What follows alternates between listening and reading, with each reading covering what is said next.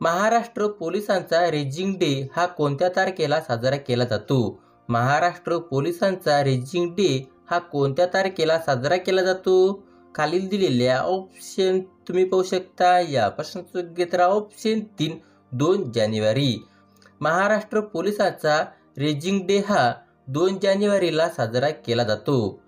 तसेच मित्रांनो लक्षात असू द्या 15 ऑगस्टला स्वातंत्र्य दिन म्हणून साजरा केला जातो, तर 1 मेला महाराष्ट्र दिन व जागतिक कामगार दिन म्हणून साजरा केला जातो. तसेच मित्रांनो 17 सप्टेंबरला मराठवाडा मुक्ती दिन म्हणून साजरा केला जातो.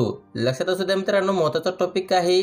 या टॉपिकवर सुद्धा अनेक वेळा स्पर्धा परीक्षेमध्ये प्रश्न विचारण्यात आलेला आहे, त्यासाठी हा टॉपिक तुम्ही नोट डाऊन करून घ्या. पुढील प्रश्न आहे, महाराष्ट्र पोलीस विभागातील सर्वोच्च पोलीस प्रमुखास काय म्हणतात? महाराष्ट्र पोलीस विभागातील सर्वोच्च पोलीस प्रमुखास काय म्हणतात? खालील दिलेल्या ऑप्शन तुम्ही पाहू शकता. या प्रश्नाचं उत्तर घेत राहा. ऑप्शन 4 पोलीस महासंचालक. महाराष्ट्र पोलीस विभागातील सर्वोच्च पोलीस प्रमुखास पोलीस महासंचालक असे म्हणतात. तसेच मित्रांनो सध्या महाराष्ट्राचे पोलीस महासंचालक कोण आहेत? या प्रश्नाचे उत्तर तुम्हाला मित्रांनो कमेंटमध्ये सांगायचं आहे. नक्की सांगण्याचा प्रयत्न करा. पुढील प्रश्न आहे, संरक्षण संशोधन आणि विकास संस्था म्हणजेच DRDO ची स्थापना कोणत्या वर्षी झाली? संरक्षण संशोधन आणि विकास संस्था म्हणजेच DRDO ची स्थापना कोणत्या वर्षी झाली? खालील दिलेल्या ऑप्शन तुम्ही पाहू शकता. या प्रश्नाचं उत्तर घेत राहा. ऑप्शन 3 1958 साली. संरक्षण संशोधन आणि विकास संस्था म्हणजेच DRDO ची स्थापना 1958 साली झाली. तसेच मित्रांनो DRDO या संस्थेबद्दल काही महत्त्वाची माहिती ते आपण बघूया. DRDOचं लॉंग फॉर्म आहे defence research and development organisation. DRDO ची स्थापना 1958 साली झालेला आहे आणि याचे मुख्यालय आहे नवी दिल्ली येथे. तसेच मित्रांनो DRDO चे ब्रीदवाक्य आहे बलशमूल विज्ञानम आणि याचा उद्देश आहे राष्ट्रीय सुरक्षिततेकरिता लागणाऱ्या अत्याधुनिक सशस्त्र उपकरणे याचा विकास करणे. लक्षात असू द्या मित्रांनो खूपच महत्त्वाचा टॉपिक आहे. या टॉपिकवर सुद्धा जिल्हा न्यायालय भरतीमध्ये प्रश्न विचारण्यात आलेला आहे, त्यासाठी हा टॉपिक तुम्ही नोट डाऊन करून घ्या. पुढील प्रश्न आहे, रामायण कोणत्या कवीने लिहिलेली आहे? रामायण कोणत्या कवीने लिहिलेली आहे? खालील दिलेल्या ऑप्शन तुम्ही पाहू शकता. या प्रश्नाचं उत्तर घेत राहा. ऑप्शन 2 वाल्मिकी. रामायण हे वाल्मिकी या कवीने लिहिलेली आहे. पुढील प्रश्न आहे, मॅग्नेशियमचा pH किती असतो? मॅग्नेशियमचा pH किती असतो? खालील दिलेल्या ऑप्शन तुम्ही पाहू शकता. या प्रश्नाचं उत्तर घेत राहा. Option 3 10 pH. मॅग्नेशियमचा pH हे 10 pH असते. पुढील प्रश्न आहे, रोज प्रकाशित होणाऱ्या वृत्तपत्राला काय म्हणतात? रोज प्रकाशित होणाऱ्या वृत्तपत्राला काय म्हणतात? खालील दिलेल्या ऑप्शन तुम्ही पाहू शकता. या प्रश्नाचं उत्तर घेत राहा. ऑप्शन 3 दैनिक वर्तमानपत्र.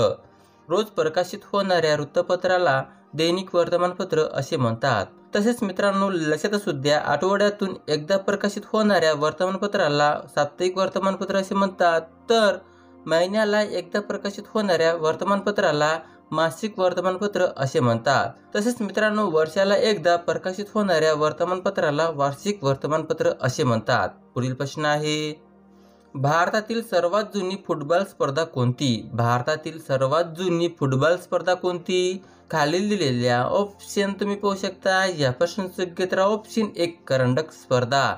भारतातील सर्वात जुनी फुटबॉल स्पर्धा हे करंडक स्पर्धा आहे. पुढील प्रश्न आहे, ऋग्वेद कधी लिहिला गेला आहे? ऋग्वेद कधी लिहिला गेला आहे? खाली दिलेल्या ऑप्शन तुम्ही पाहू शकता. या प्रश्नाचं उत्तर घेत राहा. ऑप्शन 2 इसवी पूर्व 1500 साली. ऋग्वेद हे इसवी पूर्व 1500 साली लिहिला गेलेला आहे. पुढील प्रश्न आहे, खालीलपैकी भारताचा प्रथम व्हाईसरॉय कोण होता? खालीलपैकी भारताचा प्रथम व्हाईसरॉय कोण होता? खालील दिलेल्या ऑप्शन तुम्ही पाहू शकता. या प्रश्नाचं उत्तर घेत राहा. Option 1 Lord Canning. Lord Canning हा भारताचा प्रथम व्हाईसरॉय होता. तसेच मित्रांनो लक्षात असू द्या 1856 ते 1858 या काळादरम्यान लॉर्ड कॅनिंग हा भारताचा गव्हर्नर जनरल होता, तर 1858 ते 1862 दरम्यान लॉर्ड कॅनिंग हा भारताचा व्हाईसरॉय होता. याचं कारण मित्रांनो 1857च्या जाहीरनाम्यानुसार भारताचा गव्हर्नर जनरल हा भारताचा व्हाईसरॉय बनला. पुढील प्रश्न आहे, हिमालयाच्या शेवटच्या टोकाला काय म्हणतात? हिमालयाच्या शेवटच्या टोकाला काय म्हणतात? खाली दिलेल्या ऑप्शन तुम्ही पाहू शकता. या प्रश्नाचं उत्तर घेत राहा. ऑप्शन 3 हिमाद्री. हिमालयाच्या शेवटच्या टोकाला हिमाद्री असे म्हणतात. पुढील प्रश्न आहे, भारतीय राज्यघटनेमध्ये मूलभूत हक्क कोणत्या कलमाने स्पष्ट करण्यात आले आहे? भारतीय राज्यघटनेमध्ये मूलभूत हक्क कोणत्या कलमाने स्पष्ट करण्यात आले आहे? खालील दिलेल्या ऑप्शन तुम्ही बघू शकता. या प्रश्नांचं एकत्र ऑप्शन 2 12 ते 35. भारतीय राज्यघटनेमध्ये मूलभूत हक्क कलम 12 ते कलम 35 दरम्यान स्पष्ट करण्यात आले आहे. तसेच मित्रांनो लक्षात असू द्या, संघराज्य व त्याचे क्षेत्र हे कलम 1 ते कलम 4 दरम्यान स्पष्ट करण्यात आले आहे. नागरिकत्व हे कलम 5 ते कलम 11 दरम्यान स्पष्ट करण्यात आले आहे.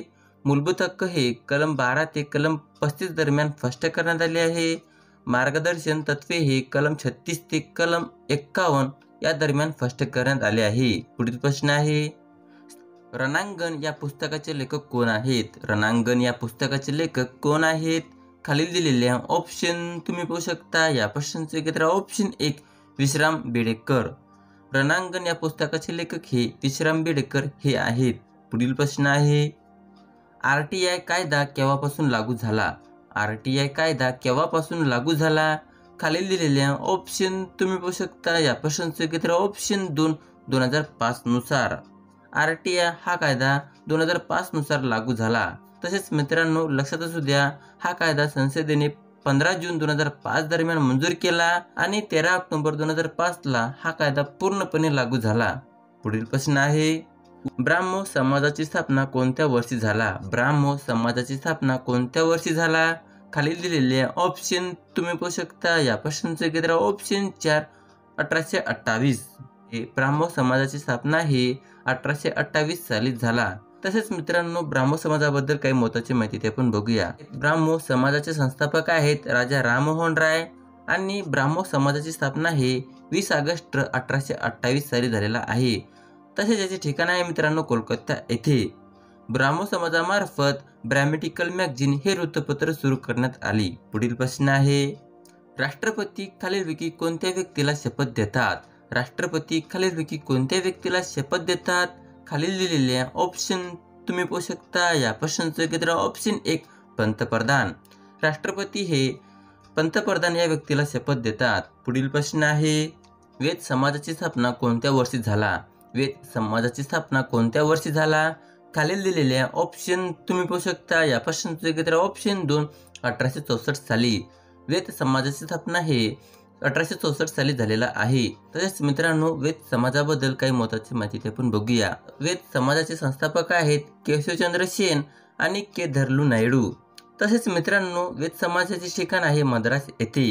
वेद समाज हे ब्राह्मो समाजाकडून प्रेरित होऊन स्थापन करण्यात आले आहे.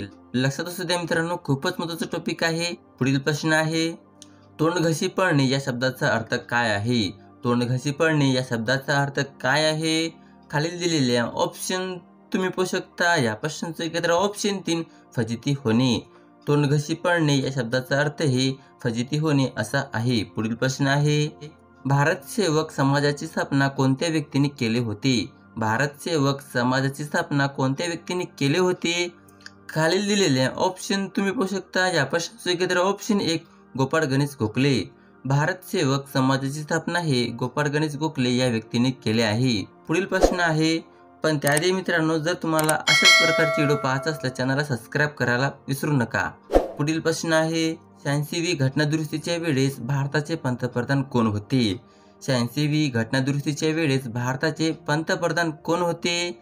खालील दिलेल्या ऑप्शन तुम्ही पाहू शकता. या प्रश्नाचं एकत्र ऑप्शन 2 अटल बिहारी वाजपेयी. 86वी घटनादुरुस्तीच्या वेळेस भारताचे पंतप्रधान हे अटल बिहारी वाजपेयी हे होते. पुढील प्रश्न आहे, प्रकाश वाटा या पुस्तकाचे लेखक खालीलपैकी कोण आहेत? प्रकाश वाटा या पुस्तकाचे लेखक खालीलपैकी कोण आहेत? खालील दिलेल्या ऑप्शन तुम्ही पाहू शकता. या प्रश्नाचं एकत्र ऑप्शन 1 प्रकाश आमटे. प्रकाश वाटा या पुस्तकाचे लेखक हे प्रकाश आमटे हे आहेत. तसेच मित्रांनो लक्षात असू द्या, आमचा बाप आणि आम्ही या पुस्तकाचे लेखक हे नरेंद्र जाधव आहेत. भनगरवाडी या पुस्तकाचे लेखक हे व्यंकटेश माडगुळकर आहेत. पावनखिंड या पुस्तकाचे लेखक हे रणजित देसाई आहेत. गोलपिढा या पुस्तकाचे लेखक हे नामदेव ठसाळ आहेत. रणांगण या पुस्तकाचे लेखक हे विश्राम बेडेकर आहेत. राजा शिवछत्रपती या पुस्तकाचे लेखक हे बाबासाहेब पुरंदरे हे आहेत. पुढील प्रश्न आहे, भारतातील कोणत्या राज्यामध्ये सर्वात जास्त लोकसंख्या आहे? भारतातील कोणत्या राज्यामध्ये सर्वात जास्त लोकसंख्या आहे? खालील दिलेल्या ऑप्शन तुम्ही पाहू शकता. यापासून तर ऑप्शन 3 उत्तर प्रदेश. भारतातील उत्तर प्रदेश या राज्यामध्ये सर्वात जास्त लोकसंख्या आहे. पुढील प्रश्न आहे, बंगालचा पहिला गव्हर्नर जनरल कोण होता? बंगालचा पहिला गव्हर्नर जनरल कोण होता? खालील दिलेल्या ऑप्शन तुम्ही पाहू शकता. यापासून ऑप्शन 1 लॉर्ड हेस्टिंग्स. बंगालचा पहिला गव्हर्नर जनरल हे लॉर्ड हेस्टिंग्स हे होता. पुढील प्रश्न आहे, वावटळ या पुस्तकाचे लेखक खालीलपैकी कोण आहेत? वावटळ या पुस्तकाचे लेखक खालीलपैकी कोण आहेत? खालील दिलेल्या ऑप्शन तुम्ही पाहू शकता. यापासून ऑप्शन 3 व्यंकटेश माडगुळकर.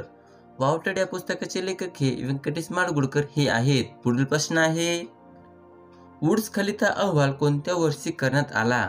वुड्स खलिता अहवाल कोणत्या वर्षी करण्यात आला? खालील दिलेल्या ऑप्शन तुम्ही पाहू शकता. यापासून ऑप्शन 3 1854 साली. वुड्स खलिता अहवाल हे 1854 साली करण्यात आला. पुढील प्रश्न आहे, पाणी या शब्दाचा अर्थ काय आहे? पाणी या शब्दाचा अर्थ काय आहे? खालील दिलेल्या ऑप्शन तुम्ही पाहू शकता. यापासून ऑप्शन 2 हात. पाणी या शब्दाचा अर्थ हे हात आहे. पुढील प्रश्न आहे, 1954 मध्ये पहिला भारतरत्न पुरस्कार कोणाला मिळाला? 1954 मध्ये पहिला भारतरत्न पुरस्कार कोणाला मिळाला? खालील दिलेल्या ऑप्शन तुम्ही पाहू शकता. यापासून ऑप्शन 4 वरीलपैकी सर्व. Doctor Sarvepalli Radhakrishnan, doctor C V. Raman आणि चक्रवर्ती राजगोपालाचारी या तिघांना सुद्धा 1954 मध्ये पहिला भारतरत्न पुरस्कार मिळाला आहे. पुढील प्रश्न आहे, स्वामी दयानंद सरस्वती यांनी आर्य समाजाची स्थापना कोणत्या वर्षी केली? स्वामी दयानंद सरस्वती यांनी आर्य समाजाची स्थापना कोणत्या वर्षी केली? खालील दिलेल्या ऑप्शन तुम्ही पाहू शकता. यापासून ऑप्शन 4 1875 साली. स्वामी दयानंद सरस्वती यांनी 1875 साली आर्य समाजाची स्थापना केली. तसेच मित्रांनो, आर्य समाजाबद्दल काही महत्त्वाची माहिती ते आपण बघूया. आर्य समाजाची स्थापना हे 10 एप्रिल 1875 साली झालेला आहे आणि जे ठिकाण आहे मुंबई येथे. तसेच मित्रांनो, आर्य समाजाचे संस्थापक आहेत स्वामी दयानंद सरस्वती आणि मित्रांनो, याचे उद्देश आहे शैक्षणिक, धार्मिक अभ्यास, अध्यात्म आणि सामाजिक सुधारणा करणे. पुढील प्रश्न आहे, नंदुरबार जिल्ह्यात कोणते ठिकाण थंड हवेचे ठिकाण म्हणून प्रसिद्ध आहे? नंदुरबार जिल्ह्यात कोणते ठिकाण थंड हवेचे ठिकाण म्हणून प्रसिद्ध आहे? खालील दिलेल्या ऑप्शन तुम्ही पाहू शकता. यापासून ऑप्शन 4 तोरणमाळ. नंदुरबार जिल्ह्यात तोरणमाळ हे ठिकाण थंड हवेचे ठिकाण म्हणून प्रसिद्ध आहे. पुढील प्रश्न आहे, भारताचा राष्ट्रीय वृक्ष कोणता? भारताचा राष्ट्रीय वृक्ष कोणता? खालील दिलेल्या ऑप्शन तुम्ही पाहू शकता. यापासून ऑप्शन 4 वटवृक्ष. भारताचा राष्ट्रीय वृक्ष हे वटवृक्ष आहे. तसेच मित्रांनो, लक्षात असू द्या, भारताचा राष्ट्रीय प्राणी हे वाघ आहे. भारताचा राष्ट्रीय पक्षी हे मोर आहे. तर महाराष्ट्राचे राज्यफळ हे आंबा आहे. महाराष्ट्राचा राज्यप्राणी हे शेकरू म्हणजेच खार आहे. महाराष्ट्राचा राज्यपक्षी हे हरियाल आहे. लक्षात असू द्या मित्रांनो, महत्त्वाचा टॉपिक आहे. या टॉपिकवर अनेक वेळा स्पर्धा परीक्षेमध्ये प्रश्न विचारण्यात आलेला आहे. त्यासाठी हा टॉपिक तुम्ही नोट डाऊनच करून घ्या. पुढील प्रश्न आहे, मानवी शरीरातील सर्वात मोठी ग्रंथी कोणती? मानवी शरीरातील सर्वात मोठी ग्रंथी कोणती? खालील दिलेल्या ऑप्शन तुम्ही पाहू शकता. यापासून ऑप्शन 1 यकृत ग्रंथी. मानवी शरीरातील सर्वात मोठी ग्रंथी हे यकृत ग्रंथी आहे. पुढील प्रश्न आहे, महामार्ग बोगद्यांमध्ये जगातील सर्वात लांब बोगदा कोणता आहे? महामार्ग बोगद्यांमध्ये जगातील सर्वात लांब बोगदा कोणता आहे? खालील दिलेल्या ऑप्शन तुम्ही पाहू शकता. यापासून ऑप्शन 1 अटल बोगदा. महामार्ग बोगद्यांमध्ये जगातील सर्वात लांब बोगदा हे अटल बोगदा आहे. पुढील प्रश्न आहे, पण त्याआधी मित्रांनो, जर तुम्हाला अशाच प्रकारचे व्हिडिओ पाहायचे असल्यास चॅनलला सबस्क्राईब करायला विसरू नका. पुढील प्रश्न आहे, कोणते भाषिक राज्य सर्वप्रथम अस्तित्वात आले? कोणते भाषिक राज्य सर्वप्रथम अस्तित्वात आले? खालील दिलेल्या ऑप्शन तुम्ही पाहू शकता. यापासून ऑप्शन 3 आंध्र प्रदेश. आंध्र प्रदेश हे भाषिक राज्य म्हणून सर्वप्रथम अस्तित्वात आले. पुढील प्रश्न आहे, FICCI चे महासचिव म्हणून कोणाची नियुक्ती करण्यात आली आहे? FICCI चे महासचिव म्हणून कोणाची नियुक्ती करण्यात आली आहे? खाली दिलेल्या ऑप्शन तुम्ही पाहू शकता.